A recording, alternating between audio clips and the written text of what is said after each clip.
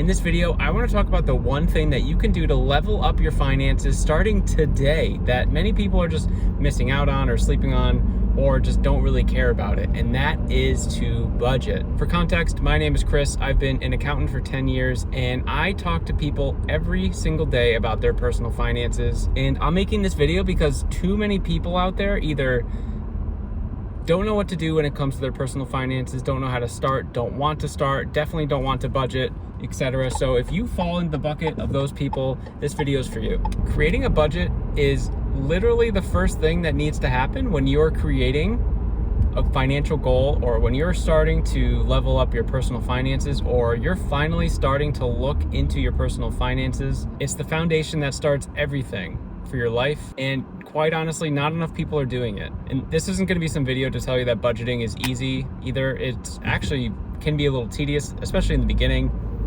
It can be annoying to try and keep up with. It can be hard to stay consistent with, but the rewards are there every single time. Here's why. When you budget, it basically means that you can now start from a point of knowing what is available in your personal finances and what is not. That's like step one. It's knowing what you're able to do and what you're not able to do. Like, that needs to be the first step. Like, if you were to re-engineer your goal of like, hey, I want to become debt-free, or hey, I want to be financially free, the first thing you would need to do is know where your starting point is. It's like anything in life. You can't be a CEO of a company without like having some work experience. You can't play in the NBA if you've never played basketball. Many more examples of that, right? But basically, you can't do the thing until you start from the point zero. Because I talk to a lot of people, and I think a lot of people maybe with lower income or living paycheck to paycheck, they think that the first thing that they need to do is like increase their income, which is probably not wrong. But when I ask them if they're budgeting, they're like, oh no, I don't do that on a regular basis and I'm not consistent with it. But hey, do you have any like side hustles that people are good at? Or hey, like what's the, the crypto, how's that work? Oh, if I invest $100 today, can it turn into $1,000 by the end of the week? Like, those are actual questions that people have asked, and I get the need for wanting more money, but you can't build the third floor of your building without building floor zero, the foundation. You can't do it. It's physically not possible. Until they make floating buildings, you can't have floating finances. So you need a stable foundation. Also, what I see is many people don't want to budget because they think it's a restrictive action on their life and in their finances.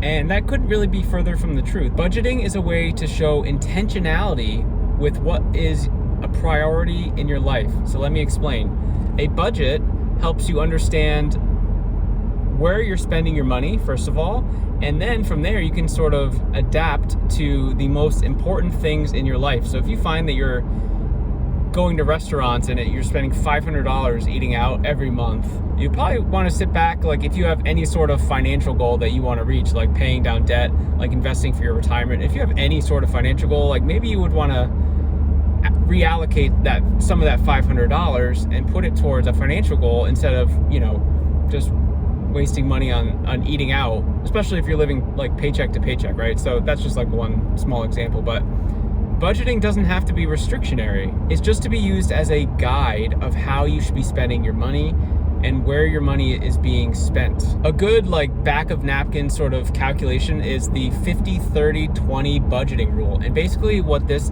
does is, this idea wants you to spend 50% of your income on need items, 30% of your income on want items, and 20% of your income towards a financial goal. Now, again, these are rough numbers. Like, it's not saying you have to exactly do this. There's not a hack where if you do the 50-30-20 exactly, you're going to become a millionaire, right? But it's just a way to show you how you should be itemizing your expenses. So if you're close to this after you do the budgeting process, then I would say you're probably on point, especially the 20% financial goal. That is very impressive if you're able to do that. Not many are. But this obviously changes like location where you're living. So if you're living in a big city, obviously your cost of living is going to be higher than someone in a very rural area. And there's other factors at play here too, but in general, that's a pretty good rule to stick by. So if you've never budgeted before, once you budget, try to see how your expenses fall under this, again, back of napkin calculation, okay?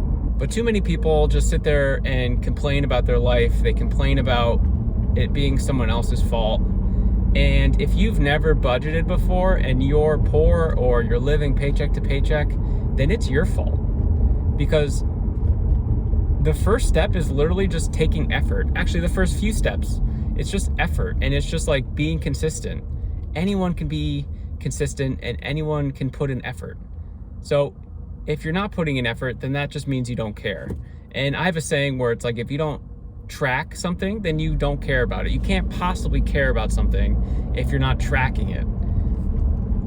Again, this goes back to not knowing what your starting point is. If you don't know what your starting point is, how can you create an ending point for yourself? So there's really 3 ways how you can get more money every single month.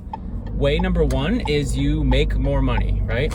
Way number 2 is you reduce your expenses. And way number 3 is you do some combination of the two. Those are your 3 options. So you need to ask yourself, if you're in a situation that you don't like with your personal finances, you're living paycheck to paycheck, you can't afford a surprise expense that comes out of nowhere, it just completely derails you. If any of that is true for you, then you need to look at those 3 things and you need to figure out a way to use one of them at least to start. So if you make a lower income, then the first thing I would try and do is increase your skills and look for jobs that are higher paying. Now, sometimes this can be with the company that you're with. And I just think too many people are afraid to ask for more money, or I should say that they're doing it the wrong way. They'll be like, hey, I've been here for 5 years, I haven't gotten a raise, but they're not thinking about the value that they are or are not providing the company. So a good framework to sort of make yourself more valuable in the workplace is talk to your boss, come up with a plan of how you think you could provide more value to your department or your company, and then go to your boss and say, hey, I have this plan outlining how I'm going to make more value for the company, how the company's going to be making more money with this thing that I'm going to do. And if they say, yeah, that's great, then you're on a good trajectory. If they say no, then you probably want to stop working there anyway, because you're just going to get the crappy 2-3% annual increases every year. What I found in my personal finance journey is a lot of times you'll make more money by switching jobs, because sometimes a company will have to pay more to hire, quote unquote, better talent outside of their company. And really, I feel like the mission of most like corporations these days is just like to pay you just enough money so it's like you don't want to leave, and you kind of stay and you just like suck it up, and then 20 years later you regret everything that you've ever done. So for me, the sort of process that I just outlined with you, I've worked at 4 different companies in my life.